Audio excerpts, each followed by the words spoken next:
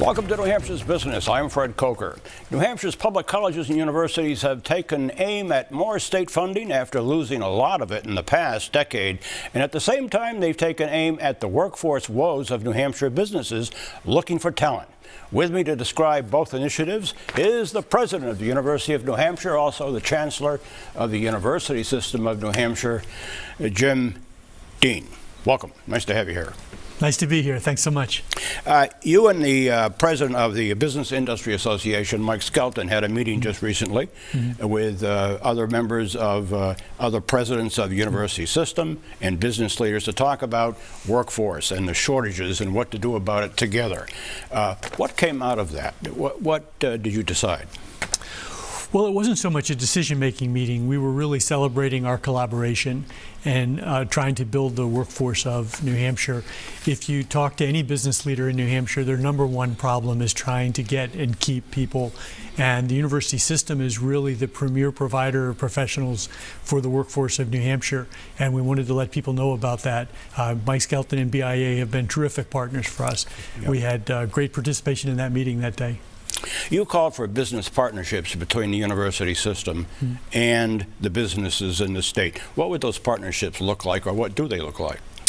We have a wide range of partnerships. It's a great question. Certainly hiring our students is probably the most important piece, and also providing internships for our students. We found, for example, that if a business provides an internship for a student, even if the student is from another state, they're twice as likely to stay in the state and join the workforce. So that is really important for us and for the business and for the economy of New Hampshire. Yeah. The other initiative that you and the university system have worked on for years is the state funding of the university system. I call it the saga of funding, I call it. Here's a graph, and it's from the Fiscal Policy Institute of New Hampshire, and it shows that on the left, 2006 to 2024 on the right. Look at the green bars of 2012, 2013, right in the middle, where the legislature cut the university system budget almost in half. And then look at the last blue bar that shows Governor Sununu's budget proposal this year, which restores most of the funding from 2011 at its height. How has the university system navigated those cuts over the last decade and done what you need to do, and how significant is the governor's proposal? Well, the governor's proposal is really significant because, as you said, it would help us get back to our 2011 level of funding if you don't consider inflation. So we were at about $100 million then. We're at about $88.5 million now. His proposal will get us to 99 and change. So again, discounting inflation, we'd be just about back. We had asked for a little bit more. We had hoped we can get to about $104 million in the biennium. But of course, he has to make trade-offs with other things. But it's really important to us, particularly to be able to keep tuition down. Some of that funding from the governor is on two projects, one at the Interoperability Center and one at the Whittemore Center. Just to talk about that. Sure. So that actually is separate funding. That's from a different category. That's not included in the money that we've been talking about. But one is to try and help our facilities that are sort of the back of the house in hockey, the locker rooms and so on.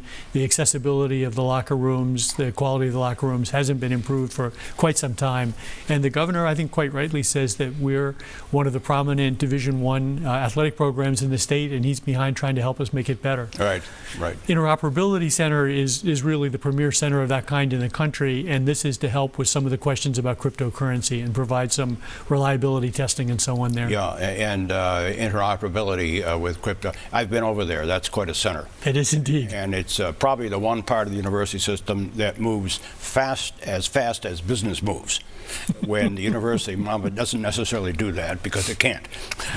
Well, some parts of the university move pretty quickly, others less so. You would know. I want to thank James Dean. He's going to join me again in the 8 o'clock hour.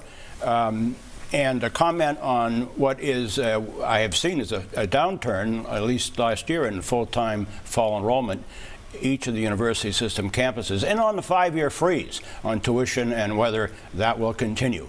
If you missed part of this briefing on the University System of New Hampshire, you can go to WMUR.com, where it will be posted all this week.